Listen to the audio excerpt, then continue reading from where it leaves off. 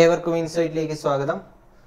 നമ്മൾ ഈ ക്ലാസ്സിൽ ഡിസ്കസ് ചെയ്യാൻ പോകുന്നത് ഡിസംബർ ലാസ്റ്റിൽ സ്റ്റാർട്ട് ചെയ്യാൻ പോകുന്ന RRB, NDPC, SSC, CHSL മുതലായ എക്സാമുകളുടെ പെർസ്പെക്റ്റീവിൽ SSCയുടെ തന്നെ GK സെക്ഷനിൽ വരുന്ന കെമിസ്ട്രി ടോപ്പിക്കിനെ കുറിച്ചാണ്. വളരെ ഇമ്പോർട്ടൻ്റ് ആയിട്ടുള്ള ഒരു ടോപ്പിക്കാണ് RRB എക്സാമുകൾക്കും SSCക്കും കെമിസ്ട്രി. ഈ രണ്ട് എക്സാമുകളുടെ പെർസ്പെക്റ്റീവിലാണ് നമ്മൾ ഈ ക്ലാസ് ഹോൾഡ് ചെയ്യുന്നത്. ഓക്കെ, നമുക്കറിയാം ഫെബ്രുവരി ആദ്യം നടക്കുന്ന LD ലെവൽ പ്രിലിമിനറി എക്സാമിന്റെ പെർസ്പെക്റ്റീവിലല്ല ഈ വീഡിയോ ക്ലാസ് നമ്മൾ അറേഞ്ച് ചെയ്തിരിക്കുന്നത്. അത് purely RRB, NDPC, RRB group D എക്സാമുകളെ ബേസ് ചെയ്തുകൊണ്ടാണ്. അതുകൊണ്ട് തന്നെ ആ ഒരു ടൈപ്പ് ചോദ്യങ്ങളും ആ ഒരു ഇമ്പോർട്ടൻസ് വരുന്ന ഫാക്ട്സും ഫിഗേഴ്സും ആണ് നമ്മൾ ഈ ക്ലാസ്സുകളിൽ ഡിസ്കസ് ചെയ്യുന്നത്. Introduction to chemistry. കെമിസ്ട്രി എന്താണെന്ന് നമുക്ക് എല്ലാവർക്കും അറിയാം. A study of composition and property and reaction between matters and particle. ഒരു പാർട്ടിക്കിളുകളുടെ ഒരു പാർട്ടിക്കിളിന്റെ കോമ്പോസിഷനെ കുറിച്ചും അതിന്റെ പ്രോപ്പർട്ടിയെ കുറിച്ചും അതിന്റെ റിയാക്ഷനെ കുറിച്ചുമുള്ള ഒരു പഠനമാണ് കെമിസ്ട്രി എന്ന്. അതൊരു ആറ്റം ലെവലിലും മോളിക്യൂൾ ലെവലിലുമാണ് നമ്മൾ ഈ കോമ്പോസിഷനും പ്രോപ്പർട്ടീസും റിയാക്ഷൻസും ഒക്കെ പഠിക്കുന്നത്. അങ്ങനെ പഠിക്കുന്നതിനെയാണ് കെമിസ്ട്രി എന്ന് ഇൻട്രൊഡ്യൂസ് ചെയ്യുന്നത്. കൊച്ചു ക്ലാസ്സുകളിലൊക്കെ നമ്മൾ പഠിച്ചിട്ടുണ്ട്. എന്നാൽ കെമിസ്ട്രിയുടെ ആദ്യകാല name, ancient name of chemistry എന്നത് ആൽക്കമി എന്നായിരുന്നു. ഈ ആൽക്കമി എന്ന് പറയുന്ന വേർഡ് ഒരു അറബിക് വേർഡാണ്. അറബിക് വേർഡിൽ നിന്നാണ് ഈ ആൽക്കമി എന്ന് പറയുന്ന വേർഡ് ഉണ്ടാകുന്നത്. ആ കാലത്ത് ഈ കെമിസ്ട്രി ഡീല് ചെയ്യുന്ന അല്ലെ കെമിസ്ട്രി സയന്റിസ്റ്റുകളെയൊക്കെ വിളിച്ചിരുന്നത് ആൽക്കമിസ്റ്റ് എന്നാണ്. ആൽക്കമിസ്റ്റ് അത് ഒരു അറബിക് വേർഡാണ്. ആൽക്കമി എന്നാണ് ഈ കെമിസ്ട്രിയുടെ ഏൻഷ്യൻ നെയിം. അന്നുണ്ടായിരുന്ന അല്ലെ ഈ കെമിസ്ട്രിയുമായിട്ട് ബന്ധപ്പെട്ടിരുന്ന ആൾക്കാരെ വിളിച്ചിരുന്നത് അല്ലെ കെമിസ്റ്റുകളെ വിളിച്ചിരുന്നത് ആൽക്കമിസ്റ്റ് എന്നായിരുന്നു. ഓക്കെ, ആൽക്കമിസ്റ്റ്, ഈ രണ്ട് വേർഡും ഇമ്പോർട്ടന്റ് ആണ്. ആൽക്കമിസ്റ്റ് അല്ലെ പഴയ കാലത്ത് കെമിസ്ട്രികൾ അറിയപ്പെട്ടിരുന്നതാണ് ആൽക്കമിസ്റ്റ് എന്ന്. പഴയകാല കെമിസ്ട്രിയുടെ ഏൻഷ്യൻ നെയിമാണ് ആൽക്കമി എന്നുള്ളത്. ഫാദർ ഓഫ് കെമിസ്ട്രി, അതായത് മോഡേൺ ഫാദർ ഓഫ് കെമിസ്ട്രി അല്ല, ഫാദർ ഓഫ് കെമിസ്ട്രി എന്നറിയപ്പെടുന്നത് റോബർട്ട് ബോയിലാണ്. റോബർട്ട് ബോയിലാണ് ഫാദർ ഓഫ് കെമിസ്ട്രി എന്നറിയപ്പെടുന്നത്. എന്നാൽ മോഡേൺ ഫാദർ ഓഫ് കെമിസ്ട്രി എന്നറിയപ്പെടുന്നത് ആന്റണി ലവോയിസറുമാണ്. മോഡേൺ കെമിസ്ട്രിയുടെ പിതാവ് എന്നറിയപ്പെടുന്നത് ആന്റണി ലവോയിസറും. എന്നാൽ ഫാദർ ഓഫ് കെമിസ്ട്രി എന്നറിയപ്പെടുന്നത് റോബർട്ട് ബോയിലുമാണ്. റോബർട്ട് ബോയിലിന്റെയും ആന്റണി ലവോയിസറിന്റെയും ഒക്കെ കോൺട്രിബ്യൂഷൻസ് കെമിസ്ട്രിയിൽ എത്രത്തോളം ഉണ്ടെന്ന് നമ്മൾ വരുന്ന മണിക്കൂറുകളിൽ അറിയുന്നതാണ്. എനിവേ, മോഡേൺ കെമിസ്ട്രിയുടെ പിതാവ് എന്നറിയപ്പെടുന്നത് ആന്റണി ലവോയിസറും ഫാദർ ഓഫ് കെമിസ്ട്രി എന്ന് മാത്രമാണ് ചോദിക്കുന്നതെങ്കിൽ അത് റോബർട്ട് ബോയിലുമാണ്. സോഡാ പോപ്പിന്റെ പിതാവ്, എക്സാമുകൾക്കൊക്കെ വളരെയധികം ചോദിച്ചിട്ടുണ്ട്. സോഡാ പോപ്പിന്റെ പിതാവ് എന്നറിയപ്പെടുന്നത് ജോസഫ് പ്രീസ്ലി ആണ്. വളരെ ഇമ്പോർട്ടന്റ് ആയിട്ടുള്ള ഒരു പേരാണ് ജോസഫ് പ്രീസ്ലി. സോഡാ പോപ്പിന്റെ പിതാവ് അല്ലെ the scientist known as father of soda pop is known as Joseph Priestley ആണ്. RRB എക്സാമുകൾക്ക് പ്രീവിയസ് ആയിട്ട് തന്നെ ചോദിച്ചിട്ടുള്ള പേരാണ് ജോസഫ് പ്രീസ്ലിയുടേത്. ഓക്കെ, കെമിസ്ട്രി UN കെമിസ്ട്രിയുടെ ഇന്റർനാഷണൽ ഇയർ ആയിട്ട് ഇന്റർനാഷണൽ ഇയർ ഓഫ് കെമിസ്ട്രി എന്ന് പറഞ്ഞുകൊണ്ട് യുണൈറ്റഡ് നേഷൻസ് ഒരു ഇയർ തന്നെ സെലിബ്രേറ്റ് ചെയ്തു. അത് ഏത് ഇയർ ആണ്? അതും ഇമ്പോർട്ടന്റ് ആയിട്ടുള്ള ഒരു കാര്യമാണ്. ഇന്റർനാഷണൽ ഇയർ ഓഫ് കെമിസ്ട്രി എന്നറിയപ്പെടുന്നത് 2011 ആണ്. 2011 United Nations international year of chemistry ആയിട്ട് അറിയപ്പെടുന്നത് അല്ലെ ആഘോഷിച്ചത്. 2011 എന്ന് പറയുന്ന ഓരോ വർഷവും ഓരോ പ്രത്യേകതകൾ UN ആ വർഷത്തിന് വേണ്ടി പ്രഖ്യാപിക്കും. 2011 എന്ന് പറയുന്നതാണ് ഇന്റർനാഷണൽ ഇയർ ഓഫ് കെമിസ്ട്രി ആയിട്ട് UN ആഘോഷിച്ചത്. ഇനി കെമിസ്ട്രിയുടെ പല ബ്രാഞ്ചുകൾ നമുക്കൊന്ന് ജസ്റ്റ് ഒന്ന് നോക്കാം. ആദ്യത്തെ ഒരു ബ്രാഞ്ചാണ് ഗ്രീൻ കെമിസ്ട്രി എന്ന് പറയുന്നത്. ഗ്രീൻ കെമിസ്ട്രി, ഈ ഗ്രീൻ കെമിസ്ട്രി എന്ന് പറയുന്ന വേർഡ് പോലും ആദ്യമായിട്ട് ഇൻട്രൊഡ്യൂസ് ചെയ്തത് പോൾ ടി അനസ്താസ് ആണ്. പോൾ ടി അനസ്താസ് ഈ ഗ്രീൻ കെമിസ്ട്രി എന്ന വേർഡ് കോയിൻ ചെയ്തത് പോൾ ടി അനസ്താസ് ആണ്. ഇതൊരു eco friendly product with reduction of pollution, അതായത് പൊല്യൂഷൻ കുറയ്ക്കുന്നതിന്റെ ഭാഗമായി എക്കോ ഫ്രണ്ട്ലി ആയിട്ടുള്ള പ്രോഡക്റ്റുകളെ മാനുഫാക്ചർ ചെയ്യുക എന്നൊരു കൺസെപ്റ്റിൽ വരുന്ന കെമിസ്ട്രിയാണ് ഗ്രീൻ കെമിസ്ട്രി. ഈ വേർഡ് ആദ്യമായിട്ട് കോയിൻ ചെയ്തത് പോൾ ടി അനസ്താസ് ആണ്. കെമിസ്ട്രിയുടെ തന്നെ ഒരു ബ്രാഞ്ചാണ് ഗ്രീൻ കെമിസ്ട്രി എന്ന് പറയുന്നത്. മറ്റൊരു ബ്രാഞ്ചാണ് ഓർഗാനിക് കെമിസ്ട്രി. ഇത് ഓർഗാനിക് കെമിസ്ട്രി നമ്മൾ എല്ലാവരും കേട്ടിട്ടുള്ള ഒരു ടൈപ്പാണ് ഓർഗാനിക് കെമിസ്ട്രി എന്ന് പറയുന്നത്. അതായത് പ്രിലിമിനറി മെയിൻ ആയിട്ട് കാർബണേയും ഹൈഡ്രജന്റെയും ബേസിൽ കാർബണിന്റെയും ഹൈഡ്രജന്റെയും കമ്പോണന്റുകളുടെയും അതിന്റെ പ്രത്യേകതകളും പ്രോപ്പർട്ടീസും പ്രിപ്പറേഷൻസും സ്ട്രക്ചറുകളും ഒക്കെ പഠിക്കുന്ന ഒരു ബ്രാഞ്ചാണ് carbon hydrogen properties, structure, preparations അല്ലെ കെമിക്കൽ ബോണ്ടിങ് മുതലായവയെ കുറിച്ചുള്ള പഠനമാണ് ഓർഗാനിക് കെമിസ്ട്രി. ഇതും ഒരു രണ്ടാമത്തെ ഒരു ബ്രാഞ്ച് ഓഫ് കെമിസ്ട്രി ആണ്. മൂന്നാമത്തെ ഒരു ബ്രാഞ്ച് ആണ് ഇൻഓർഗാനിക് കെമിസ്ട്രി. ഇൻഓർഗാനിക് കെമിസ്ട്രി ഒരു ക്രിസ്റ്റലിന്റെ സ്ട്രക്ചർ, മിനറൽസ്, മെറ്റൽസ്, കാറ്റലിസ്റ്റിന്റെ പ്രസൻസ് മുതലായവയൊക്കെയാണ് ഇൻഓർഗാനിക് കെമിസ്ട്രിയിൽ പഠിക്കുന്നത്. അതായത് ക്രിസ്റ്റലുകള്, മിനറൽസ്, മെറ്റൽസ്, കാറ്റലിസ്റ്റുകള് മുതലായവയുടെ പ്രോപ്പർട്ടീസും ബിഹേവിയറുകളും ഒക്കെ പഠിക്കുന്നതാണ് ഇൻഓർഗാനിക് കെമിസ്ട്രി എന്ന് പറയുന്നത്. അടുത്തൊരു ടൈപ്പാണ് അനലിറ്റിക്കൽ കെമിസ്ട്രി.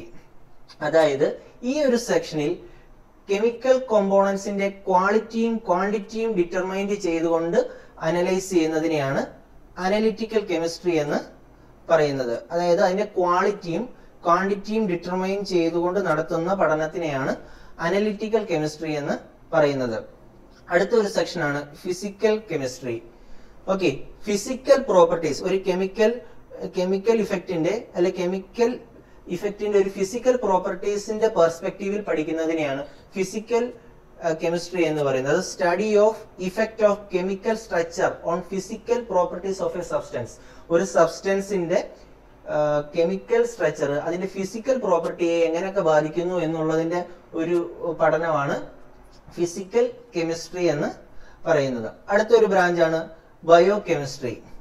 ബയോ കെമിസ്ട്രി നമ്മൾ അനുദിന ജീവിതത്തിൽ ഒരുപാട് കാണുന്നതാണ്. നമ്മുടെ ക്യാൻസറിന്റെ ട്രീറ്റ്മെന്റ് മുതലായവയൊക്കെ ബയോ കെമിസ്ട്രിയിൽ വരുന്ന ഒരു ബ്രാഞ്ചുകളാണ്. Study of chemical reaction that take place in living things. Living തിങ്സിൽ ഒരു കെമിക്കൽ റിയാക്ഷനുകളെ കൊണ്ടുവരുന്ന അല്ലെങ്കിൽ ഒരു ലിവിങ് തിങ്സിൽ കെമിക്കൽ റിയാക്ഷനുകൾ എങ്ങനെയാണ് പ്രാവർത്തികമാകുന്നത്, എന്തൊക്കെ മാറ്റങ്ങളാണ് വരുന്നത് എന്നതിന്റെ ബേസിസിലുള്ള പഠനമാണ് ബയോ കെമിസ്ട്രി എന്ന് അറിയപ്പെടുന്നത്. ഇത്രയും ബ്രാഞ്ചുകളാണ്, ഇതിലും കൂടുതൽ ബ്രാഞ്ചുകൾ കെമിസ്ട്രിക്ക് ഉണ്ട്. എനിവേ ഇത്രയും ബ്രാഞ്ചുകളാണ് മെയിൻ ആയിട്ട് കെമിസ്ട്രിക്ക് ഉള്ളത്. ഓക്കെ, ഈ സെക്ഷനിൽ നിന്ന് തന്നെ ചോദിക്കാൻ സാധ്യതയുള്ള ഒരു ചോദ്യമാണ് കെമിസ്ട്രിയിലെ നൊബേൽ പ്രൈസ് വിന്നർ. ആദ്യമായി നൊബേൽ പ്രൈസ് കിട്ടിയത് ആർക്ക്? ആദ്യമായി 2 തവണ നൊബേൽ പ്രൈസ് കിട്ടിയത് ആർക്ക്? ആദ്യമായി ഇന്ത്യയിൽ നിന്ന് നൊബേൽ പ്രൈസ് കിട്ടിയത് ആർക്ക്? ഇതൊക്കെ വളരെ ഇമ്പോർട്ടന്റ് ആയിട്ടുള്ളൊരു കാര്യമാണ്. എക്സാമുകൾക്ക് അല്ലെ RRB മുതലായ എക്സാമുകൾക്ക് ചോദിക്കാൻ സാധ്യതയുള്ള ഒരു കാര്യമാണ്. എനിവേ 2 തവണ കെമിസ്ട്രിക്ക് നൊബേൽ കിട്ടിയ ഒരു വ്യക്തിയാണ് ഫ്രെഡറിക് സാഞ്ചർ. ഫ്രെഡറിക് സാഞ്ചർ ആണ് ആദ്യമായി കെമിസ്ട്രിക്ക് 2 തവണ നൊബേൽ കരസ്ഥമാക്കിയ വ്യക്തി. എന്നാൽ ഇന്ത്യയിൽ നിന്ന് ആദ്യമായി നൊബേൽ കെമിസ്ട്രിക്ക് ലഭിച്ചത് വെങ്കിട്ട് രാമകൃഷ്ണനാണ്. വെങ്കിട്ട് രാമകൃഷ്ണൻ ഇദ്ദേഹത്തിനാണ് ഇന്ത്യയിൽ നിന്നും പലതവണ റെയിൽവേക്ക് ചോദിച്ചിട്ടുള്ള ഒരു ചോദ്യമാണ്. The Indian scientist who won Nobel prize in chemistry.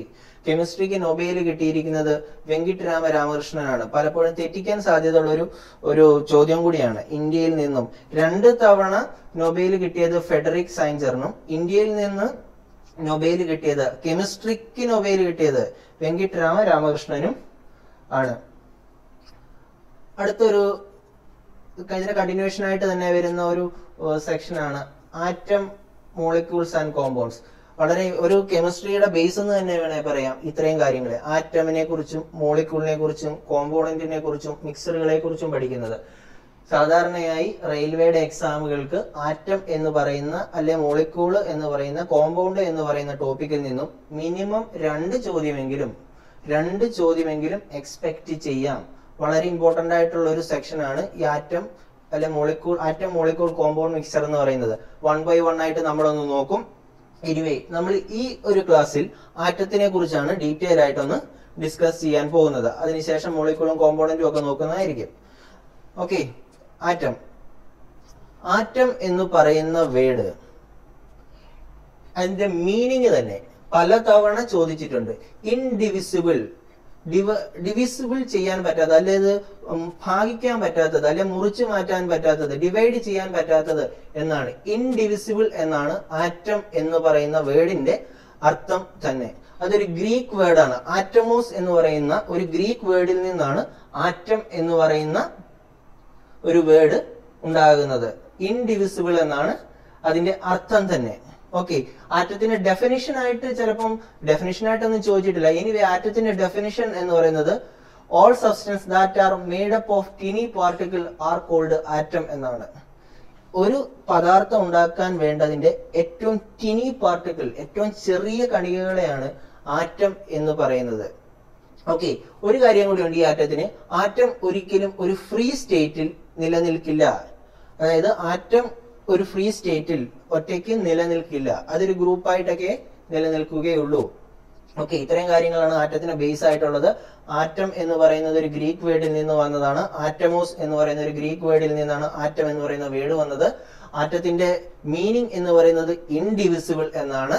Okay, Tini particle കൂടിച്ചേർന്ന Tini പാർട്ടിക്കിളുകൾ, ഒരു സബ്സ്റ്റൻസിലെ ടിനി പാർട്ടിക്കിൾ അല്ലെ ഏറ്റവും സൂക്ഷ്മമായ പാർട്ടിക്കിളുകളെയാണ് ആറ്റം എന്ന് പറയുന്നത്. ഇതൊരു ഫ്രീ സ്റ്റേറ്റിൽ ആറ്റം നിലനിൽക്കുകയും ഇല്ല. ഓക്കെ,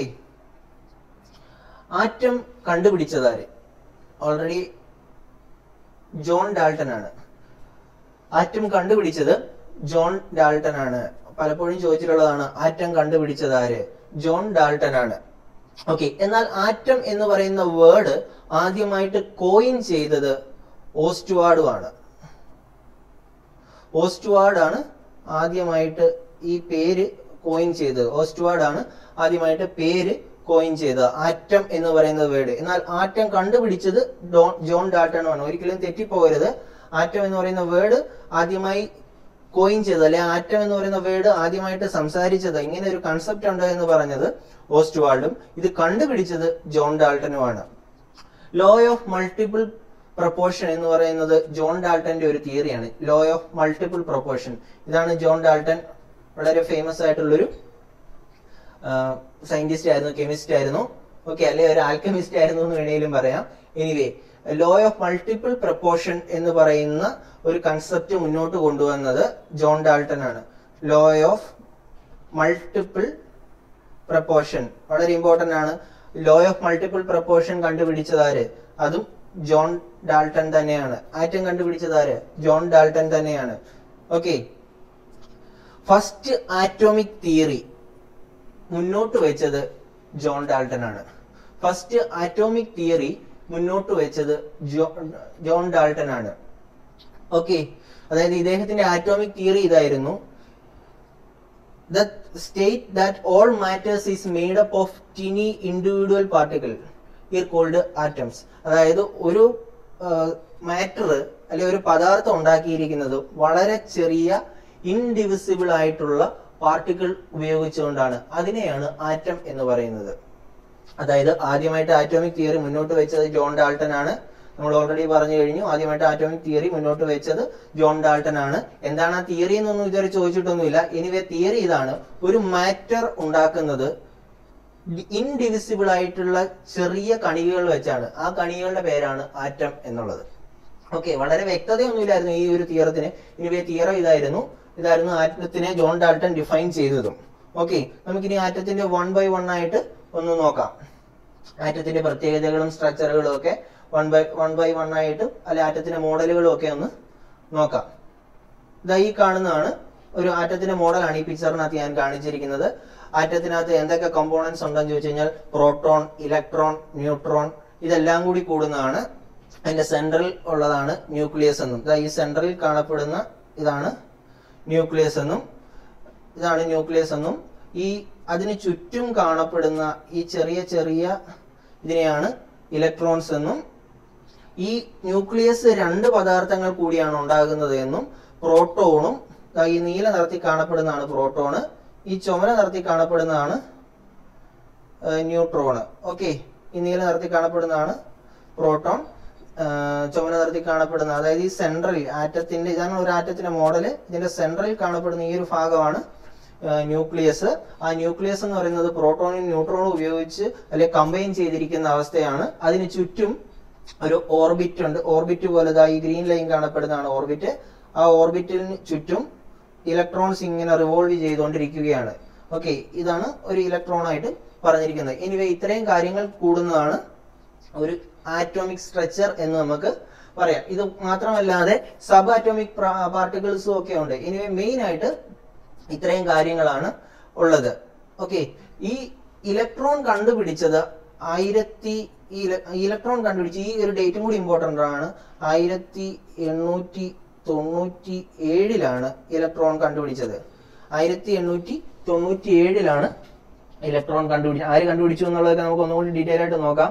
എനിവേ ഒരു ആറ്റത്തിന്റെ ബേസ് ആയിട്ടുള്ള മോഡലാണ് ഈ പറഞ്ഞിരിക്കുന്നത്. പ്രോട്ടോൺ, ന്യൂട്രോൺ, ഇലക്ട്രോൺ, ഇത് കമ്പൈൻ ചെയ്ത് പ്രോട്ടോണും ന്യൂട്രോണും കൂടി കമ്പൈൻ ചെയ്ത് ന്യൂക്ലിയസ് എന്ന് പറയുന്ന ഒരു പദാർത്ഥങ്ങൾ കൂടി അതിനകത്തുണ്ട്. ഓക്കെ, സബ് ആറ്റോമിക് പാർട്ടിക്കിൾസും ഇതിനകത്തുണ്ട്. എനിവേ ഇത്രയെങ്കിലും ഓർത്തിരിക്കുക. നമ്മൾ നേരത്തെ പറഞ്ഞത് തന്നെയാണ്, ഞാൻ മെൻഷൻ ചെയ്യുന്നതേ ഉള്ളൂ. പ്രോട്ടോൺ, ഇലക്ട്രോൺ, ന്യൂട്രോൺ, ഇത് മൂന്നും കൂടി ചേരുന്ന ഒരു സ്ട്രക്ചർ ആണ് ആറ്റത്തിനുള്ളത്. അതിന്റെ സെൻട്രൽ പാർട്ട് എന്ന് പറയുന്നത് ന്യൂക്ലിയസ് ആണ്. ഓക്കെ, ഈ structure first model of atom മുന്നോട്ട് വെച്ചത് നീൽസ് ബോർ ആണ്.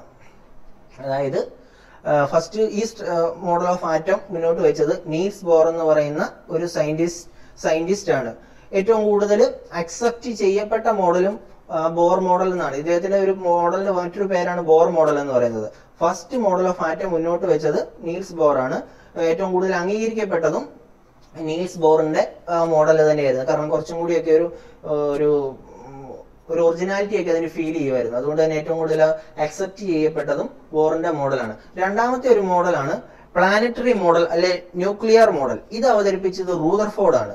പ്ലാനറ്ററി മോഡൽ അല്ലെ ന്യൂക്ലിയർ മോഡൽ എന്ന് അറിയപ്പെടും. ഈ മോഡൽ, അതായത് ഈ ആറ്റത്തിന്റെ തന്നെ വിവിധങ്ങളായ, അന്ന് വളരെ വർഷങ്ങൾക്ക് മുമ്പ് ഇത്രയ്ക്ക് സ്ട്രക്ചറിൽ ഒന്നും തെളിയിക്കാൻ സാധിക്കില്ലായിരുന്നല്ലോ. എനിവേ അന്നത്തെ കാലത്ത് സയന്റിസ്റ്റുകൾ മുന്നോട്ട് വെച്ച പല പല കൺസെപ്റ്റുകളാണ് ഈ പറയുന്നത്. ആദ്യമായിട്ട് മുന്നോട്ട് വെച്ചത് നീൽസ് ബോർ ആണ്. അതിന് ഒരുപാട് അംഗീകാരങ്ങൾ ഉണ്ടായിരുന്നു. അതിനുശേഷം റൂദർഫോർഡ് എന്ന് പറയുന്ന സയന്റിസ്റ്റ് പ്ലാനറ്ററി മോഡൽ എന്ന് പറഞ്ഞൊരു മോഡല് മുന്നോട്ട് വെച്ചു. പ്ലാനറ്ററി മോഡൽ അല്ലെ ന്യൂക്ലിയർ മോഡൽ എന്ന് പറഞ്ഞു. അതായത് ആറ്റവും അതിന്റെ ഇലക്ട്രോൺസും ഒക്കെ നമ്മൾ സൂര്യന്റെ, അതായത് പ്ലാനറ്ററി പോലെയാണ്. സൂര്യൻ നടുക്ക് നിൽക്കുന്നു, ചുറ്റും ഗ്രഹങ്ങൾ കറങ്ങുന്നു. ആ ഒരു മോഡൽ കൺസെപ്റ്റ് ആണ് റൂദർഫോർഡ് മുന്നോട്ട് വെച്ചത്. എന്നാൽ അടുത്ത ജെ തോംസൺ എന്ന് പറഞ്ഞ സയന്റിസ്റ്റ് പ്ലം പുട്ടിംഗ് മോഡൽ അല്ലെ മോളിക്കുലർ മോഡൽ മുന്നോട്ട് വെച്ചു. ജെ തോംസൺ എന്ന് പറയുന്ന സയന്റിസ്റ്റ്, അതായത് ഒരു പ്ലം പുട്ടിംഗ്, നമ്മുടെ കേക്കിനകത്ത് ഒരു പുട്ടിംഗ് തയ്യാറാക്കുമ്പോൾ അതിനിടയ്ക്കിടയ്ക്ക് കാഷ്യൂ മുതലായവയൊക്കെ എടുത്തില്ലേ, ആ ഒരു കൺസെപ്റ്റിലാണ് ഒരു കേക്ക് അതിനകത്ത് ഇങ്ങനെ കാഷ്യൂ നട്ട്സ് ഒക്കെ ഇടുന്നത്. ആ ഒരു കൺസെപ്റ്റിൽ ആണ് ആറ്റത്തിനെ ജെ തോംസൺ ഇൻട്രൊഡ്യൂസ് ചെയ്തത്. അതിന് പറയുന്ന പേരാണ് പ്ലം പുട്ടിംഗ് മോഡൽ അല്ലെ മോളിക്കുലർ മോഡൽ. തിരിഞ്ഞു പോകരുത്. ന്യൂക്ലിയർ മോഡൽ ഇൻട്രൊഡ്യൂസ് ചെയ്തത് റൂദർഫോർഡും മോളിക്കുലർ മോഡൽ ഇൻട്രൊഡ്യൂസ് ചെയ്തത് ജെ തോംസണുമാണ്. പ്ലാനറ്ററി മോഡൽ റൂദർഫോർഡും പ്ലം പുട്ടിംഗ് മോഡൽ ജെ തോംസണുമാണ്. ബോർ മോഡൽ ഇൻട്രൊഡ്യൂസ് ചെയ്തത് നീൽസ് ബോറുമാണ്. ഓക്കെ, ഇത് മാത്രമല്ലാതെ കുറച്ചും കൂടിയൊക്കെ അഡ്വാൻസ്ഡ് ആയിട്ട് ഒരു മോഡൽ ഷ്രോഡിംഗർ മുന്നോട്ട് വെച്ചിരുന്നു. വേവ് മെക്കാനിക്കൽ മോഡൽ എന്ന് പറയുന്ന ആറ്റത്തിന്റെ തന്നെ മോഡലാണ്. വേവ് മെക്കാനിക്കൽ മോഡൽ എന്ന് പറയുന്ന ഒരു മോഡല് വേവ് ആറ്റത്തിന്റെ മുന്നോട്ട് വെച്ചത് ഷ്രോഡിംഗറുമാണ്. ഇത് തെറ്റൊന്നുമല്ലായിരുന്നു വേവ് മെക്കാനിക്കൽ മോഡൽ, പക്ഷെ അത്രയധികം ഒരു അംഗീകാരം അതിന് സയന്റിസ്റ്റുകൾക്കിടയിൽ കിട്ടിയില്ല. എനിവേ ഇത്രയും മോഡലുകളാണ് വളരെ ഇമ്പോർട്ടന്റ് ആയിട്ട് ഉള്ളത്. ഇത്രയും മോഡലുകളാണ് ആറ്റത്തിനെ കുറിച്ച് പണ്ട് കാലത്ത് പറഞ്ഞിരുന്നത്. ഇതിൽ ഏറ്റവും കൂടുതൽ അംഗീകാരം കിട്ടിയിട്ടുള്ളത് നീൽസ് ബോർ അല്ലെ ബോർ മോഡലിനാണ്. റൂദർഫോർഡും മുന്നോട്ട് വെച്ചതും ജെ തോംസൺ മുന്നോട്ട് വെച്ചതും ഒക്കെ നമ്മുടെ മുന്നിലുണ്ട്. അതിൽ നിന്നെല്ലാം അഡ്വാൻസ്ഡ് ആയിട്ടാണ് നീൽസ് ബോർ മുന്നോട്ട് വെച്ചിരിക്കുന്നത്. വേവ് മെക്കാനിക്കൽ മോഡല് ഷ്രോഡിംഗർ മുന്നോട്ട് വെച്ചതാണ്. പക്ഷെ അതിന് അത്രമേൽ ഒരു പ്രാധാന്യം കിട്ടിയില്ല എന്നുള്ളതാണ് സത്യം. അടുത്ത ഒരു സെക്ഷനാണ് ഒരു ആറ്റത്തിനെ പീരിയോഡിക് ടേബിളിൽ എങ്ങനെയാണ് റെപ്രസെന്റ് ചെയ്തിരിക്കുന്നത്. ഒരു ആറ്റത്തിന് എക്സാമ്പിൾ അല്ലെ അതിന്റെ സ്ട്രക്ചറിന്റെ എക്സാമ്പിൾ നമ്മൾ നോക്കി. നടുക്ക് കാണുന്ന nucleus, electrons, protons and neutrons. Okay, protons, electrons. ഇതൊരു കാർബൺ ആറ്റം ആണ് ഈ കാണിച്ചിരിക്കുന്നത്. കാർബൺ ആറ്റം ആകുമ്പോഴത്തേക്ക് അതിന്റെ സ്ട്രക്ചർ ആണ് ഈ കാണിച്ചിരിക്കുന്നത്. Okay, electrons. ഇത് പിക്ചർ കാണുമ്പോൾ തന്നെ നിങ്ങൾക്ക് മനസ്സിലാവും. എന്നാൽ ഇതൊരു പീരിയോഡിക് ടേബിളിൽ എങ്ങനെയാണ് കാർബണെ റെപ്രസെന്റ് ചെയ്തിരിക്കുന്നത്? കാർബണിന്റെ സിമ്പല് 6 ആണെന്ന് നമുക്ക്, സി ആണെന്ന് നമുക്കറിയാം. സി, പീരിയോഡിക് ടേബിളിൽ സി ആയിട്ടാണ് കാർബണെ എഴുതിയിരിക്കുന്നത്. ഈ കാർബണിന്റെ ഈ സിമ്പൽ, അതായത് ആ ആൽഫബറ്റിന്റെ മുകളിൽ എഴുതുന്ന ഫിഗർ ആയിരിക്കും ആറ്റോമിക് നമ്പർ എന്ന് പറയുന്നത്. ആറ്റോമിക് നമ്പർ എന്ന് പറയുന്നത് ഈ സിമ്പലിന്റെ മുകളിൽ എഴുതുന്നതാണ്. വളരെ ഇമ്പോർട്ടന്റ് ആയിട്ടുള്ള ഒരു സെക്ഷനാണ്, വളരെ ബേസ് ആയിട്ടുള്ള ഒരു സെക്ഷനാണ്. ഗ്രൂപ്പ് ഡി മുതലായ എക്സാമുകൾക്ക് ഈ ഒരു സെക്ഷൻ വളരെ ഇമ്പോർട്ടന്റുമാണ്. അതായത് സിമ്പലിന്റെ മുകളിൽ വരുന്നത് ആറ്റോമിക് നമ്പർ ആണ്. ആറ്റോമിക് നമ്പറിനെ റെപ്രസെന്റ് ചെയ്യുന്ന ഫിഗർ ഇസഡ് ആണ്. ആറ്റോമിക് നമ്പറിനെ റെപ്രസെന്റ് ചെയ്യുന്ന ഫിഗർ, ഏത് ഫിഗർ ഉപയോഗിച്ചാണ് ആറ്റോമിക് നമ്പറിനെ റെപ്രസെന്റ് ചെയ്യുന്നത് എന്ന് ചോദിച്ചു കഴിഞ്ഞാൽ ഇസഡ് ആണ്. വീണ്ടും തെറ്റിപ്പോരുത്, ക്യാപിറ്റൽ ലെറ്റർ ഇസഡ് ആണ്. ക്യാപിറ്റൽ ലെറ്റർ ഇസഡ് ആണ് ഉപയോഗിക്കുന്നത്. ആറ്റോമിക് നമ്പർ എന്ന് പറയുന്നത് number of protons in the nucleus of an atom. ഈ ന്യൂക്ലിയസിൽ ഞാൻ നേരത്തെ പറഞ്ഞിരുന്നു പ്രോട്ടോൺസും ഉണ്ട്, ന്യൂട്രോൺസും ഉണ്ട്. ഇതിലെ ഈ നീല കളറിൽ കാണുന്ന പ്രോട്ടോൺസിന്റെ എണ്ണമാണ് ആറ്റോമിക് നമ്പർ എന്ന് പറയുന്നത്. ഈ നീല കളർ, ഈ ന്യൂക്ലിയസിനകത്ത് കാണപ്പെടുന്ന പ്രോട്ടോൺസിന്റെ എണ്ണമാണ് ആറ്റോമിക് നമ്പർ എന്ന് പറയുന്നത്. അതിനെ റെപ്രസെന്റ് ചെയ്യുന്നത് ഇസഡ് ഉപയോഗിച്ചാണ്. ആറ്റോമിക് നമ്പറിനെ റെപ്രസെന്റ് ചെയ്യുന്നത് ഇസഡ് ഉപയോഗിച്ചാണ്. The number of protons in the nucleus of an atom എന്ന് പറയുന്നതാണ് ആറ്റോമിക് നമ്പർ. ഇനി രണ്ടാമത്തെ ഒരു ഫിഗർ തന്നെ പീരിയോഡിക് ടേബിളിൽ നോക്കിക്കഴിഞ്ഞാൽ അറിയാം, മാസ് നമ്പർ. മാസ് നമ്പറിനെ റെപ്രസെന്റ് ചെയ്യുന്നത് AH ആണ്. അതായത് സിമ്പലിന്റെ താഴെയായി ഇവിടെയായിട്ട് കാണപ്പെടുന്ന ഇതിനെയാണ് മാസ് നമ്പർ എന്ന് പറയുന്നത്. അത് എന്ന് പറയുന്നത് total number of protons and neutrons present in nucleus of an atom. ഈ ന്യൂക്ലിയസിനകത്ത് പ്രോട്ടോണിന്റെയും ന്യൂട്രോണിന്റെയും ടോട്ടൽ നമ്പറിനെയാണ് ആറ്റോമിക് മാസ് എന്ന് പറയുന്നത്. ഓർത്തിരിക്കാൻ ഒരു എളുപ്പത്തിന് മാസ് എന്ന് പറയുമ്പോൾ രണ്ടും കൂടി കൂടണം. ആറ്റോമിക് നമ്പർ എന്ന് പറയുമ്പോൾ പ്രോട്ടോൺ മാത്രം മതി. ഓക്കെ, ആറ്റോമിക് നമ്പർ എന്ന് പറയുമ്പോൾ പ്രോട്ടോൺ മാത്രം മതി. ആറ്റോമിക് മാസ് എന്ന് പറയുമ്പോൾ പ്രോട്ടോണും ന്യൂട്രോണും കൂടി ചേരണം. ഓക്കെ, ആറ്റോമിക് മാസിനെ റെപ്രസെന്റ് ചെയ്യുന്നത് ക്യാപിറ്റൽ ലെറ്റർ എ ആണ്. ക്യാപിറ്റൽ ലെറ്റർ എ ആണ്, മാറിപ്പോരുത്, സ്മോൾ ലെറ്റർ ഒന്നുമല്ല. ക്യാപിറ്റൽ ലെറ്റർ എ വെച്ചാണ് ആറ്റോമിക് മാസിനെ റെപ്രസെന്റ് ചെയ്യുന്നത്. ആറ്റോമിക് നമ്പറിനെ റെപ്രസെന്റ് ചെയ്യുന്നത് ഇസഡ് എന്നാണ്. ചോദിക്കാൻ സാധ്യതയുള്ള ഒരു ചോദ്യമാണ്. ഇപ്പൊ ഹൈഡ്രജന്റെ പീരിയോഡിക് ടേബിളിൽ തരുന്നത് പോലെ തന്നെ ആറ്റോമിക് നമ്പറും മാസ് നമ്പറും കറക്റ്റ് സ്ഥലത്ത് തന്നിട്ട് ഇതിൽ ഏതാണ് മാസ് നമ്പർ എന്ന് ചോദിക്കാം. ഹൈഡ്രജന്റെ മുകളിൽ H+ ഒന്നും ഇങ്ങനെ തന്നു കഴിഞ്ഞാൽ ഇവിടെ കാണുന്നതാണ് മാസ് നമ്പർ എന്നും ഇവിടെ കാണുന്നതാണ് ആറ്റോമിക് നമ്പർ എന്നും വിദ്യാർത്ഥിക്ക് അറിഞ്ഞിരിക്കണം. ഓക്കെ, ഇത് ചോദിച്ചിട്ടുള്ള ഒരു ടൈപ്പുമാണ്. ഇങ്ങനെ ചോദിക്കാറുണ്ട്. കാരണം ഇതൊരു പ്രാക്ടിക്കൽ നോളജ് ആണ്. മിനിമം പീരിയോഡിക് ടേബിൾ ഒക്കെ അറിഞ്ഞിരിക്കുന്ന ഒരു വ്യക്തിക്ക് മാസ് നമ്പർ എവിടെയാണ് എഴുതുന്നതെന്നും ആറ്റോമിക് നമ്പർ എവിടെയാണ് എഴുതുന്നതെന്നും അറിഞ്ഞ് ഇരിക്കണം. ഇനി വേറൊരു ഫാക്റ്റും കൂടി പറയാം. SSC ഒക്കെ ചോദിക്കുന്ന, അല്ലെ RRBക്കൊക്കെ ചോദിക്കുന്ന ഒരു സെക്ഷനാണ്. ഈ കാണുന്ന ന്യൂക്ലിയസിനേക്കാളും എത്ര മടങ്ങ് വലിപ്പമുണ്ട് ഈ ആറ്റത്തിന് എന്ന്. 10⁵ ടൈംസ് ബിഗർ ആണ്. ഈ ന്യൂക്ലിയസിനേക്കാളും 10⁵ ടൈംസ് ബിഗർ ആണ് ഒരു ആറ്റം എന്ന് പറയുന്നത്. Okay, 10⁵ times. അതായത് ഈ ന്യൂക്ലിയസിന്റെ 10⁵ ടൈംസ് വലിപ്പം കാണും ഈ ആറ്റത്തിന് മൊത്തം കൂടി. ഈ ഒരു ഡിസ്റ്റൻസ് 10⁵ ടൈംസ്. ഞാൻ ഓൾറെഡി പറഞ്ഞു, ഇലക്ട്രോൺസ് ഈ ന്യൂക്ലിയസിന് ചുറ്റും ഇങ്ങനെ കറങ്ങിക്കൊണ്ടിരിക്കുകയാണ്. ഈ കറങ്ങുന്ന ആ പാത്തിന് പറയുന്ന പേരാണ് ഓർബിറ്റ് എന്ന്. കറങ്ങുന്ന ആ പാത്തിന് പറയുന്ന പേരാണ് ഓർബിറ്റ് എന്ന്. ആ ഒരു സ്റ്റേറ്റ് ആണ് ഷെല്ല് എന്നും. ഇത് ഒരു 2 ഡയമെൻഷണൽ പിക്ചർ ആയത് കാരണം എല്ലാം വട്ടത്തിൽ ഇങ്ങനെ കറങ്ങുന്നു എന്ന് തോന്നും. എന്നാൽ അങ്ങനെയല്ല. ഇതൊരു 3 ഡയമെൻഷണൽ രീതിയിൽ ചിന്തിച്ചു കഴിഞ്ഞാൽ, അത് ഈ പിക്ചറിൽ കാണിക്കാനാവില്ല, 3 ഡയമെൻഷണൽ രീതിയിലാണ് ഈ ഇലക്ട്രോൺസ് കറങ്ങുന്നത്. അപ്പൊ ആ ഒരു സ്റ്റേറ്റിനെ പറയുന്നതാണ് ഷെല്ല് എന്നും. അതായത് ഈ ഒരു ഇലക്ട്രോണും ഈ ഒരു ഇലക്ട്രോണും കൂടി ഒരേ ഹൈറ്റിലായിരിക്കും ഈ ന്യൂക്ലിയസിൽ നിന്ന് നിൽക്കുന്നത്. ആ ഒരു സെയിം ഹൈറ്റിനെയാണ് ഷെല്ല് എന്ന് പറയുന്നത്. എന്നാൽ ഓരോ ഇലക്ട്രോണും ഓരോ പാത്തിൽ കൂടെയാണ് കറങ്ങുന്നത്. ആ പാത്തിന് പറയുന്ന പേരാണ് ഓർബിറ്റ് എന്ന്. ആ ഓരോ ഇലക്ട്രോണിന്റെയും പാത്തിന് പറയുന്ന പേരാണ് ഓർബിറ്റ് എന്നും. എന്നാൽ ഇതിന്റെ സ്റ്റേറ്റിനെ, അതായത് ഈ ന്യൂക്ലിയസിൽ നിന്നും ഈ ഒരു 4 ഇലക്ട്രോൺസും ഒരേ ഹൈറ്റിലായിരിക്കും. ആ ഒരു ഹൈറ്റിന്റെ ലെവലിന് പറയുന്നതാണ് ഷെല്ല് എന്നും. ഓക്കെ, ഇത് രണ്ടും ഇമ്പോർട്ടന്റ് ആണ്. ഓർബിറ്റ് എന്താണെന്നും ഷെൽ എന്താണെന്നും ഉള്ളത്. ഒരു ഷെല്ലിനകത്ത് എത്ര ഇലക്ട്രോണിനെ മാക്സിമം അക്കോമഡേറ്റ് ചെയ്യാം? 2n² വരെ. അതായത് ഈ കാണുന്നതാണ്, കുറച്ചും കൂടി ക്ലിയർ ആക്കാം. ഈ കാണുന്നതാണ് ആദ്യത്തെ ഒരു ഷെല്ല്. ഇങ്ങനെ വരുന്ന ഈ ഒരു ഷെല്ലിന് ഇതാണ് ആദ്യത്തെ ഷെല്ല്. ഇത് രണ്ടാമത്തെ ഷെല്ല്. ഇങ്ങനെ ഓരോ ആറ്റത്തിന്റെയും വലുപ്പം അനുസരിച്ച് ഷെല്ലുകളുടെ എണ്ണവും മാറിക്കൊണ്ടിരിക്കും. ഇതാണ് രണ്ടാമത്തെ ഷെല്ല് എന്ന്. ഈ രണ്ടാമത്തെ ഷെല്ല് അത് എത്ര ഇലക്ട്രോണിനെ കൊള്ളും എന്നറിയാൻ 2n² എന്ന് പറയുന്ന ഫോർമുലയ്ക്ക്, രണ്ടാമത്തെ ഷെല്ലില്ലേ 2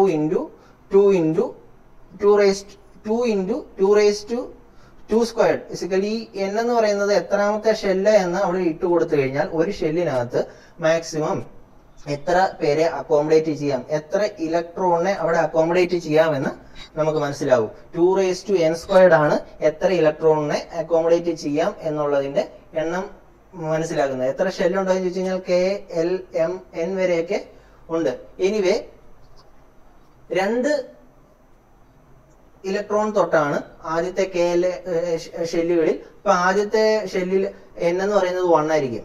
അതുകൊണ്ട് തന്നെ അവിടെ അക്കോമഡേറ്റ് ചെയ്യാവുന്ന ഇലക്ട്രോൺസ് എന്ന് പറയുന്നത് 2 ആണ്. ഓക്കെ,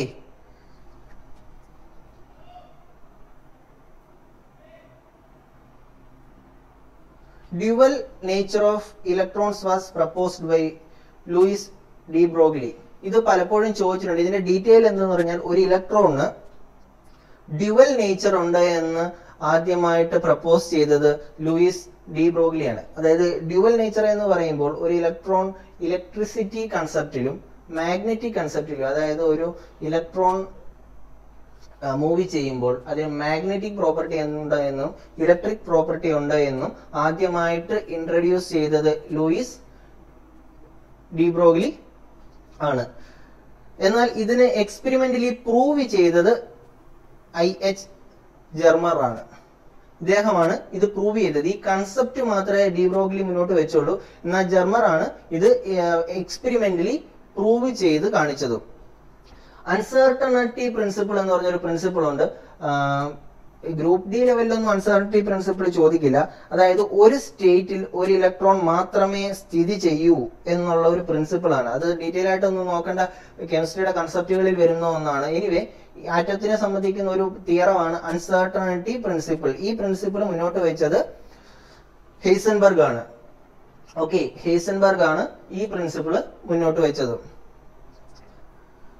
ഈ ആറ്റോമിക് മാസ് നമ്മൾ നേരത്തെ പറഞ്ഞു, ആറ്റോമിക് മാസ് എന്ന്, അതായത് ആറ്റോമിക് മാസിനെ ഡിനോറ്റ് ചെയ്യുന്നത് ക്യാപിറ്റൽ ലെറ്റർ A വെച്ചാണ് എന്നൊക്കെ നമ്മൾ പറഞ്ഞു. ഈ ആറ്റോമിക് മാസിന്റെ യൂണിറ്റ് ഉണ്ട്, അത് ആറ്റോമിക് മാസ് യൂണിറ്റ് എന്നാണ് അറിയപ്പെടുന്നത്.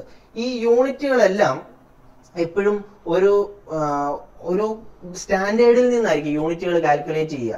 എന്തിന്റെയെങ്കിലും ഒരു ക്രൈറ്റീരിയ അല്ലെങ്കിൽ ഒരു ലെവൽ വെച്ചുകൊണ്ടായിരിക്കും യൂണിറ്റുകൾ പറയുക. അങ്ങനെ എടുത്തിരിക്കുന്ന ഒരു ലെവലാണ് കാർബൺ 12ന്റെ ആറ്റോമിക് മാസിന്റെ ബേസിലാണ് ബാക്കിയുള്ള എലമെന്റ്സിന്റെ എല്ലാം ആറ്റോമിക് മാസ് നമ്മൾ കണക്ക് കൂട്ടുന്നത്. കാർബൺ 12ന്റെ ബേസിന്റെ അടിസ്ഥാനത്തിലാണ് ആറ്റോമിക് മാസ് നമ്മൾ കണക്ക് കൂട്ടുന്നത്. AMU എന്നാണ് അതിന്റെ short form, atomic mass unit എന്നാണ്. ഇതും ചോദിച്ചിട്ടുള്ള ഒരു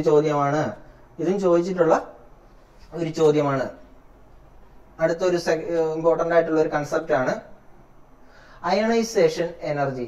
പലതവണ ചോദിച്ചിട്ടുള്ള ഒരു ചോദ്യമാണ് അയണൈസേഷൻ എനർജിയെ പറ്റി. ഓക്കെ, ഈ ആറ്റത്തിനകത്ത് ഇലക്ട്രോൺസ് പലയിടത്തായിട്ട് ഇരിക്കുന്നു. നമ്മൾ ഈ ആറ്റത്തിലേക്ക് ഇത്തിരി ചൂട് കൊടുത്തു കഴിഞ്ഞാൽ ഈ ഇലക്ട്രോൺ പുറത്തോട്ട് പോകും. ചൂട് കൊടുത്തു കഴിഞ്ഞാൽ ഈ ഇലക്ട്രോൺ പുറത്തോട്ട് പോകും. ഓക്കെ, അങ്ങനെ പുറത്തോട്ട് പോകാൻ നമ്മൾ കൊടുത്ത എനർജിയുടെയാണ് അയണൈസേഷൻ, അല്ലെ അതിന് എത്രമാത്രം എനർജി വേണ്ടി വന്നു എന്നുള്ളതിനെയാണ് അയണൈസേഷൻ എനർജി എന്ന് പറയുന്നത്.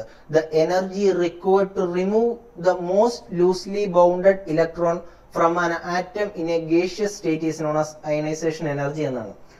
ഈ നടുക്ക് ഈ ഒന്നാമത്തെ ഓർബിറ്റിൽ അല്ല ഒന്നാമത്തെ ഷെല്ലിൽ ഇരിക്കുന്ന ഈ 2 ഇലക്ട്രോണിനെ പുറത്തോട്ട് കളയുന്ന, അതായത് ഈ ന്യൂക്ലിയസ് ഓരോ ഇലക്ട്രോണിനെയും തന്നിലേക്ക് ഇങ്ങനെ അടുപ്പിച്ച് പിടിക്കാൻ ഇങ്ങനെ ശ്രമിച്ചുകൊണ്ടിരിക്കുകയാണ്. ഇങ്ങനെ അകത്തോട്ടൊരു വലിവ് ഈ ഇലക്ട്രോൺസിനെല്ലാം ഉണ്ട്. ഈ ന്യൂക്ലിയസ് അകത്തോട്ട് വലിച്ചുകൊണ്ടിരിക്കുകയാണ്. അപ്പോൾ നമ്മൾ ഒരു ഇലക്ട്രോണിനെ പുറത്തു കളയാനായിട്ട് ശ്രമിക്കുമ്പോൾ അല്ലെ എക്സ്ട്രാ എനർജി നൽകുമ്പോൾ അത് എത്രമാത്രം എനർജി വേണം എന്നുള്ളതിനെയാണ് അയണൈസേഷൻ എനർജി എന്നുകൊണ്ട് അർത്ഥമാക്കുന്നത്. Okay, the energy required to remove the most loosely, ഈ മോസ്റ്റ് ലൂസ്ലി എന്ന് പറയുന്നതാണ് ഏറ്റവും ഔട്ടർ മോസ്റ്റ് ഷെല്ലിൽ ഇരിക്കുന്ന ഇലക്ട്രോൺസ്. ഏറ്റവും ഔട്ടർ മോസ്റ്റ് ഷെല്ലിൽ ഇരിക്കുന്ന ഇലക്ട്രോൺസിനെ ആയിരിക്കും പുറത്തോട്ട് കളയാൻ ഏറ്റവും എളുപ്പം. അങ്ങനെയുള്ള എനർജിനെയാണ് അയണൈസേഷൻ എനർജി എന്നുകൊണ്ട് അർത്ഥമാക്കുന്നത്. ഓക്കെ, വലിയ ആറ്റംസിന്, ഇപ്പം കാർബൺ എന്നൊക്കെ പറയുന്ന ഒരു ചെറിയൊരു ആറ്റമാണ്, എന്നാൽ വലിയ ആറ്റത്തിന് അയണൈസേഷൻ എനർജി കുറവായിരിക്കും. കാരണം ഈ ന്യൂക്ലിയസിൽ നിന്നും അവർക്ക് ഒരുപാട് ദൂരെ ആയിരിക്കും അവരുടെ ഔട്ടർ മോസ്റ്റ് ഇലക്ട്രോൺ ഇരിക്കുന്നത്. ഒരുപാട് ദൂരെ ആയിരിക്കും. അതുകൊണ്ട് തന്നെ അതിന്റെ കുറച്ച് എനർജി മതി. കുറച്ച് എനർജി, എക്സ്ട്രാ എനർജി നമ്മൾ പുറത്തുനിന്ന് നൽകി കഴിഞ്ഞാൽ ആ എനർജി റിലീസ് ആകും. എന്നാൽ സ്മോൾ ആറ്റംസിൽ വളരെ ടൈറ്റ് ആയിട്ടാണ് ആറ്റംസിനെ അടുപ്പിച്ച് പിടിച്ചിരിക്കുന്ന ന്യൂക്ലിയസ്. അതുകൊണ്ട് തന്നെ ലാർജ് എനർജി അതിന് ആവശ്യവുമാണ്. ഓക്കെ, ഇതാണ് അയണൈസേഷൻ എനർജി എന്ന് പറയുന്ന കൺസെപ്റ്റ്. ഇതെന്താണെന്ന് ജസ്റ്റ് ഒന്ന് മനസ്സിലാക്കി ഇരിക്കണം. അയണൈസേഷൻ എനർജി എന്താണ് എന്ന് ഒന്ന് മനസ്സിലാക്കി ഇരിക്കണം. ഔട്ടർ മോസ്റ്റ് ഇലക്ട്രോണിനെ റിമൂവ് ചെയ്യാൻ ആവശ്യമായി വരുന്ന എനർജിയാണ് അയണൈസേഷൻ എനർജി എന്നതുകൊണ്ട് മനസ്സിലാക്കുന്നത്. ആറ്റത്തിനെ കുറിച്ച് ജസ്റ്റ് ബ്രീഫായിട്ട് നമ്മളൊന്ന് ജസ്റ്റ് അതിന്റെ കാര്യങ്ങൾ ഓവറോൾ ഒന്ന് നമ്മൾ ഇത്രയും പറഞ്ഞതിന്റെ ബേസിൽ ഒന്ന് ജസ്റ്റ് ഒന്ന് ടേബിളേറ്റ് ചെയ്ത് പറയുകയാണ്. ആറ്റത്തിനകത്തുള്ള കമ്പോണൻസ് എന്തൊക്കെയാണ്? ആദ്യത്തെ ഒരു കമ്പോണന്റ് ആണ് ഇലക്ട്രോൺ. നമ്മൾ എന്താന്ന് പറഞ്ഞു? അത് കണ്ടുപിടിച്ചത് ജെ തോംസൺ ആണെന്ന് പറഞ്ഞു. അതിന്റെ ചാർജും കൂടി പറയുകയാണ്, അതൊരു നെഗറ്റീവ് ചാർജ് ആണ്. ഇലക്ട്രോണിന്റെ ചാർജ് നെഗറ്റീവ് ആണ്. നെഗറ്റീവ് നമ്മൾ നേരത്തെ പറഞ്ഞിരുന്നില്ല, ഒരു നെഗറ്റീവ് ചാർജ് ആണ്. ആറ്റത്തിനകത്തെ ഒരു കമ്പോണന്റ് ആണ് ഇലക്ട്രോൺ കണ്ടുപിടിച്ചത് ജെ തോംസൺ ആണ്. അതിന്റെ ചാർജ് നെഗറ്റീവ് ആണ്. രണ്ടാമത്തെ ഒരു പാർട്ടിക്കിൾ ആണ് പ്രോട്ടോൺ. അത് കണ്ടുപിടിച്ചത് ഏർണസ്റ്റ് റൂദർഫോർഡ് ആണ് പ്രോട്ടോൺ കണ്ടുപിടിച്ചത്. അതിന്റെ ചാർജ് പോസിറ്റീവ് ആണ്. പ്രോട്ടോണിന്റെ ചാർജ് പോസിറ്റീവ് ആണ്. ഓക്കെ, അടുത്തൊരു കമ്പോണന്റ് ആണ് ന്യൂക്ലിയസ് കണ്ടുപിടിച്ചതും റൂദർഫോർഡ് തന്നെയാണ് ന്യൂക്ലിയസ് കണ്ടുപിടിച്ചത്. ഓക്കെ, അതിന്റെ ചാർജും പോസിറ്റീവ് ആണ്. റൂദർഫോർഡ് കണ്ടുപിടിച്ച ന്യൂക്ലിയസിന്റെ ചാർജും പോസിറ്റീവ് ആണ്. ഈ ന്യൂക്ലിയസിനകത്താണ് നമ്മൾ നേരത്തെ പറഞ്ഞു പ്രോട്ടോണും ന്യൂട്രോണും വരുന്നത് എന്ന് പറഞ്ഞു. ഓക്കെ, എന്തുകൊണ്ട് പോസിറ്റീവ് ചാർജ് ഇതിന് വന്നു എന്ന് ചോദിച്ചു കഴിഞ്ഞാൽ, പ്രോട്ടോണിന് നമ്മൾ പറഞ്ഞിരിക്കുന്നു പ്രോട്ടോണിന് പോസിറ്റീവ് ആണ് ചാർജ് എന്ന്. പ്രോട്ടോണും ന്യൂട്രോണും ആണ് ന്യൂക്ലിയസിനകത്തുള്ളത്. ഈ ന്യൂട്രോണിന് ചാർജ് ഇല്ല. ന്യൂട്രോണിന് ചാർജ് ഇല്ലാത്തത് കാരണം പ്രോട്ടോണിന്റെ പോസിറ്റീവ് ചാർജ് തന്നെയായിരിക്കും ന്യൂക്ലിയസിനകത്തും വരുന്നത്. ഇനി ന്യൂട്രോൺ കണ്ടുപിടിച്ചത് ആരാണെന്ന് നോക്കാം. ന്യൂട്രോൺ കണ്ടുപിടിച്ചത് ജെയിംസ് ചാഡ്വിക് ആണ്. നമ്മൾ നേരത്തെ ഡിസ്കസ് ചെയ്തില്ല. ജെയിംസ് ചാഡ്വിക് ആണ് ന്യൂട്രോൺ കണ്ടുപിടിച്ചത്. ന്യൂട്രോണിന്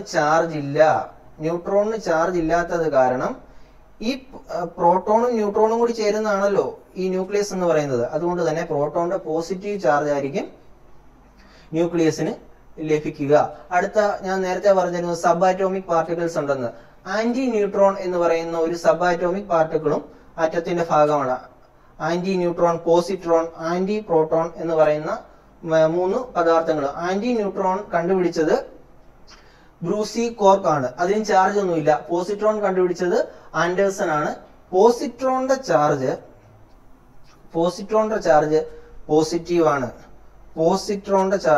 പോസിറ്റീവ് ആണ്. ആന്റി പ്രോട്ടോണിന്റെ ചാർജ് നെഗറ്റീവ് ആണ്. ഓക്കെ, ഈ ടേബിളിൽ നിന്ന് തന്നെ മനസ്സിലാകും, വളരെ ഇമ്പോർട്ടന്റ് ആയിട്ടുള്ള ഒരു ടേബിൾ ആണ്. ആന്റി പ്രോട്ടോണിന്റെ ചാർജ് നെഗറ്റീവ് ആണ്, പോസിട്രോണിന്റെ ചാർജ് പോസിറ്റീവ് ആണ്, അത് കണ്ടുപിടിച്ചത് ആൻഡേഴ്സൺ ആണ്.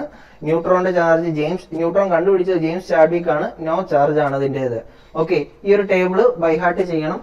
പലപ്പോഴും മാറ്റിയും മറിച്ചും ഒക്കെ ചോദിക്കാറുണ്ട്. ഇത് ഇൻവെന്റ് ചെയ്തത് ആരാണ് എന്നും ഇതിന്റെ ചാർജ് എന്താണ് എന്നും.